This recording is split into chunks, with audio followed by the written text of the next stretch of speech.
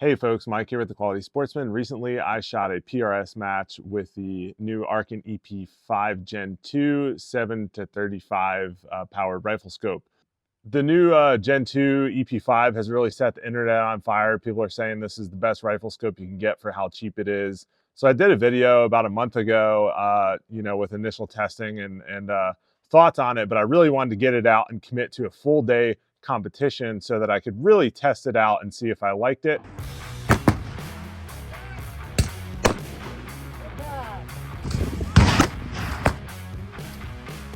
So I want to bring that updated review back to you. And also we're going to be testing out the trigger cam today on the scope here at the range, just to show you a little bit about what it looks like through the EP5 shooting out to 700 yards. So stay tuned and let's get to it. Nice! There we go! Yes! Brother. Hell yeah!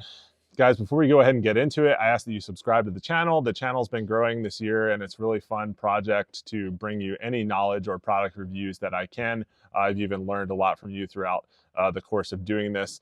So please go ahead and subscribe, hit that like button as well so the algorithm picks it up and promotes these videos. That just helps us grow the channel even more and bring you better and better content each time we do these videos. So appreciate all the support. Thanks. Go ahead and hit that subscribe and like button and let's get to the video. Before we get to the shooting, I just want to go through what I experienced during the PRS match. At first, I struggled with really getting my zero dialed in. I was kind of in a rush. I'd been involved in Hurricane Helene here in Western North Carolina. So I hadn't practiced. I hadn't done any prep, just went to the match, tried to get a quick zero in the morning, and then shot. So I was a little out of sorts, and that's not an excuse, but that's just to talk through some of the challenges that I had throughout the PRS match.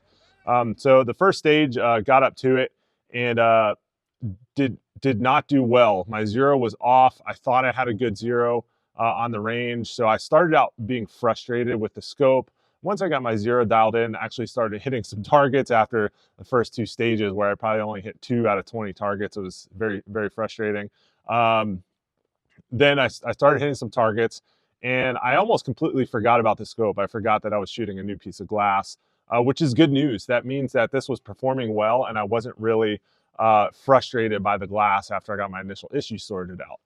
There were still a few things throughout the day. The parallax, the eye box is really tight the more you zoom in. That's normal at higher zoom, but the eye box feels really tight on this one.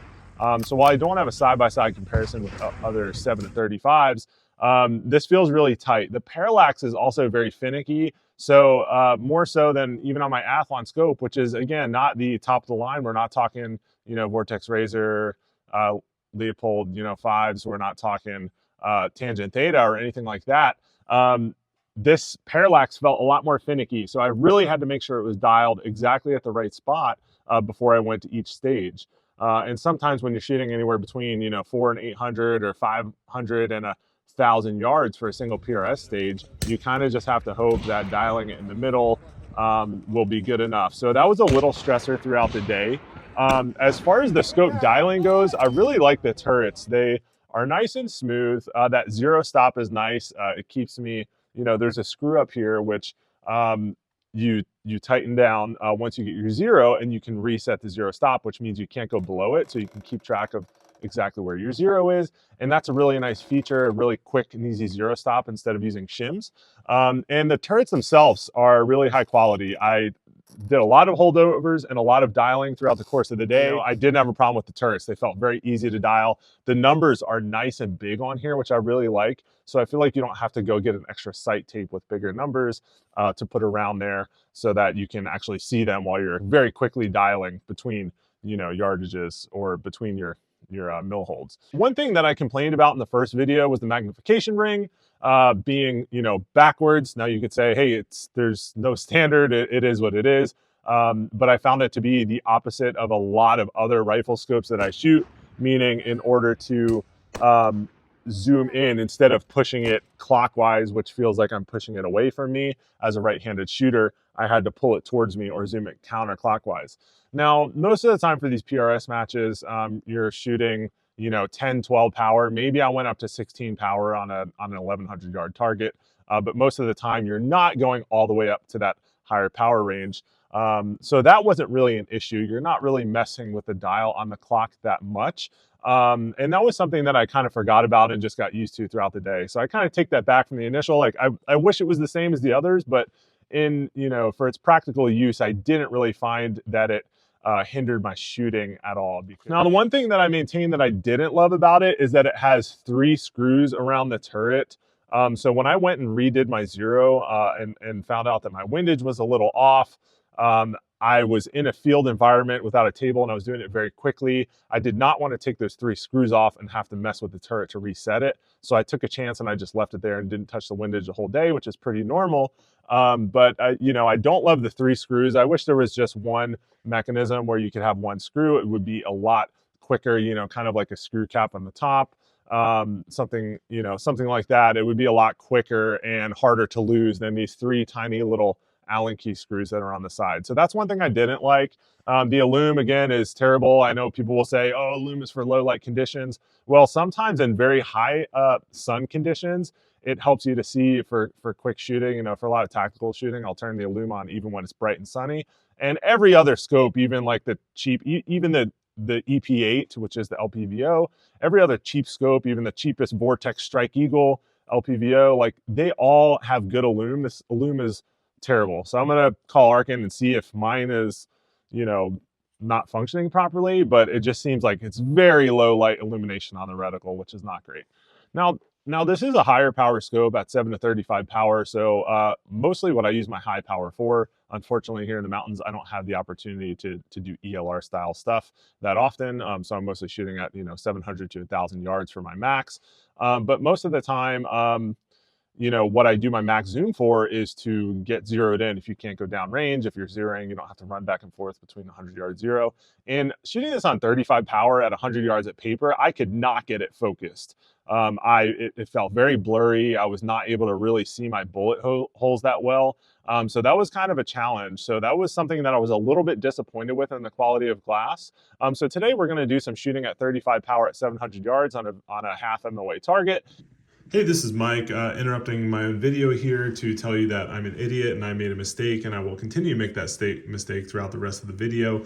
Here I said 1/2 MOA at 700 yards, which based on the angular measurement would be about 3.5 inches for the plate that I'll be shooting. That is absolutely not correct. This is a 12-inch plate, which is around a 1/2 mil.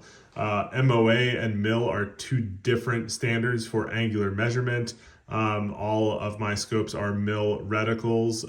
However, sometimes it's easier to use MOA, so I just had a little bit of a slip there. So again, this throughout the video, you'll see me shooting a small plate at 700 yards, and that is 12 inches, which comes out to about 1/2 of a mil. Let's get back to it. And we will go ahead and see what that zoom looks like at at 35x. I understand that you're not normally shooting max zoom at 100 yards, but that is a very real feature that I use on all my rifle scopes. And I was a little bit disappointed that I could not get this thing focused properly, at 100 yards on a target between the parallax, the diopter. I just couldn't get it focused where it felt useful. So we'll go ahead and see if that translates out to 700 yards, but that was something that I was not very pleased about and kind of hampered me with my quick zero in the morning before the PRS match. Overall, this thing performed very well. I'm not going to go out on a limb and say that it's better than, the top end rifle scopes, Vortex razors. I don't have a Vortex razor high powered rifle scope, but I do shoot a LPVO, and that glass is super clear. And frankly blows us out of the water, but that is a premium price tag. I don't think that this is even necessarily better than my Athline Cronus, which again is, like a $1,500 or $1,600 rifle scope. I just don't think it's going to be better than those high-end Leopolds or Tangent Thetas. But again, you have to take that with a grain of salt because I am not doing a side-by-side comparison. That's not going to happen because, I'm using my own money to run this channel, and there's no way that I could maintain my marriage and do something like that. I do think this is a really good piece of glass. If you need that high power and you can, all you have is $699. I know some Black Friday sales are coming up through Arken, so maybe that will even help bring the price down even a little more. So I do think this is a really good option if it's all you can afford or all you want to afford. But I would say don't do it if you really don't need that 35 power. You know, their 5 to 25 is probably good enough.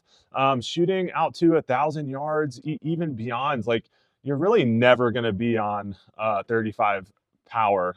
It's hard, especially if you're doing quick shooting. Maybe if you're doing, you know, something like F class where you're shooting on one target and you're not switching from targets, you know, on the clock.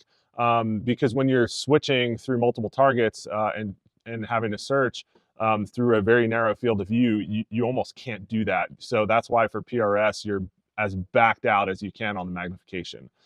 So don't get this if you're really not going to shoot on 35 power, because I think you can save a little money or potentially, you know, get something that's smaller, lighter weight on your rifle if you're not going to use that. You know, 25 power, I think my Athline goes up to 29 power. I only use that to 0. I never really shoot in competition, you know, on that high power. But again, like I said, I'm not doing ELR. So I do recommend this if it's all you can afford. I think it is a very high quality piece of glass for how much it costs. It's pretty amazing what Arken is able to do.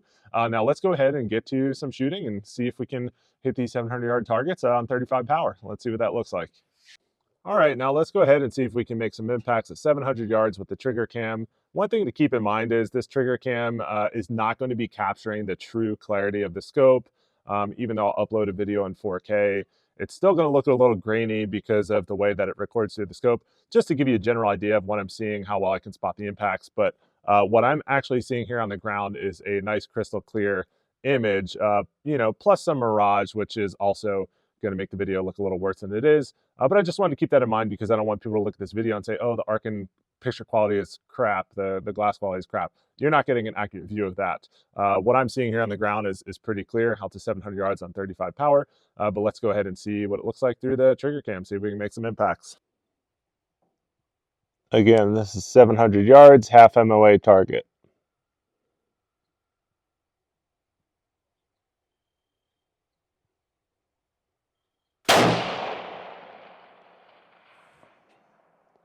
A little high, but I could very clearly see that, which is always what you're looking for in a rifle scope.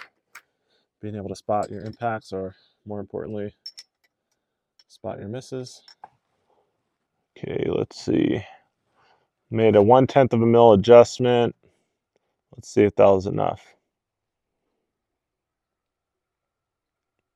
Probably wasn't. Let's aim a little bit lower.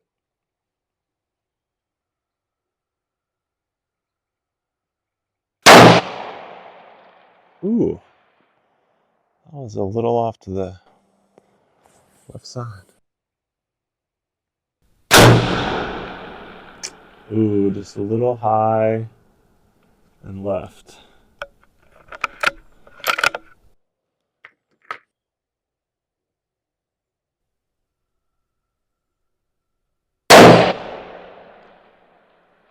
Impact. Starting to see that trace pretty nicely.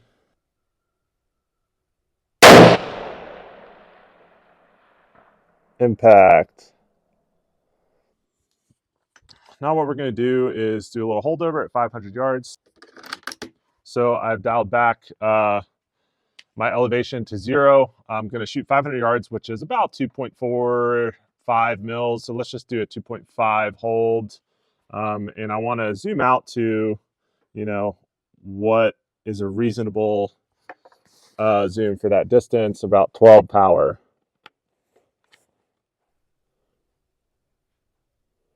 A little bit of left to right there.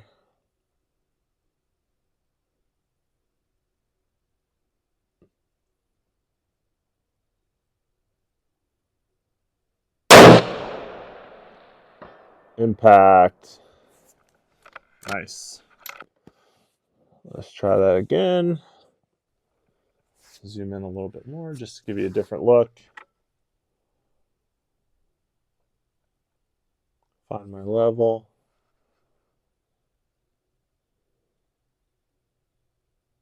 Now it looks like a right to left. Interesting. Just go straight up.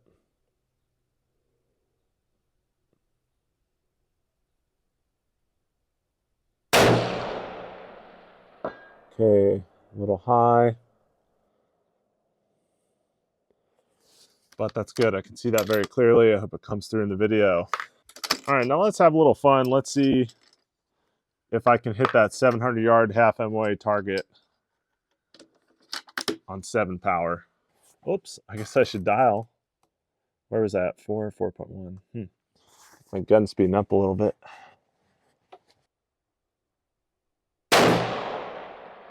Impact. Awesome. All right, folks. So, my initial impressions of the scope were it wasn't that phenomenal, but after shooting it for a while, like you really can shoot this. It's nice clear glass. Again, I'm not saying it's the clearest. I don't think it is, but it's definitely a viable option for competitors. I could spot my impacts out to 700 yards on this nice sunny day. I could see exactly where my bullet hit at 35 power. I complained about the parallax in the eye box, but even with the trigger cam, which makes things a little bit difficult, I'm still able to get on it. Obviously, it's different bench shooting than positional shooting. But overall, I think this is a really great scope for the price. If you're looking to get into long range shooting, this is a good place to start. But again, as I just showed you 700 yards on 7 power, you necessarily don't need a 35 power scope. Don't fall into that trap. However, if you're doing ELR, you want to get a bigger scope because it's fun. I do silly things like that too. This is probably a decent option. So yeah, I like it. A few of the features that I don't like about it, as I mentioned before, I think they could be better. But for a scope that's coming in at $699, I mean, this is pretty impressive. So I'm going to go ahead and take it off and put my old scope back on and keep this on standby for other reviews or comparisons, just to let you know where I'm at with it. I do like it, but I don't think it's the best. Again, just to kind of give you a feel of where I'm at with it. So hopefully you enjoyed this. Again, I shot it for a whole PRS match. I forgot to tell you how I did. I did terribly. It was the worst match I've shot all year. I think I ended up 55 out of 100. But again, that wasn't because of the scope, so I didn't really want to harp on that. I hadn't practiced. I was all out of sorts. It was a very tough match because it was the Atlantic Coast regional PRS finale. The targets were small, and I didn't really have my system dialed in since I had just mounted the scope and kind of went and shot it. So that was a little frustrating, but what I can say honestly was after a whole day of frustrating shooting, I really could not come away blaming the scope, and I thought that was pretty good for being able to shoot PRS an entire match, 100 targets for the day, and not really be frustrated with the scope, except for those few small feature things that I told you about. So if you're interested, I would say go ahead and pull the trigger. Again, I would challenge it. You probably don't need 35 power. You can save a little money there and go with the 5 to 25 or something like that. But if you really want it, go ahead and get it. I think it's pretty good quality for the money. And if you're not really looking to spend $3,000-4,000 on those high-end scopes, like this is a pretty decent option to get you started, or even to be competitive with if you want. So hopefully you enjoyed this review. I turned from being very skeptical to mildly bullish on this, but like I said, I'm going to take this off and put my Athlon back on because I think that is a good piece of glass that I'm familiar with and don't really need that 35 power for what I'm doing. So hopefully you enjoyed the review. Hopefully you enjoyed some of the shot cam footage. It's always fun to spot shots through your scope at 700 yards. And we'll see you next time on The Quality Sportsman. Let me know what you think about the Arken. Very controversial. Is it even better than those high-end scopes? Drop some comments down below. We'll see you next time on The Quality Sportsman.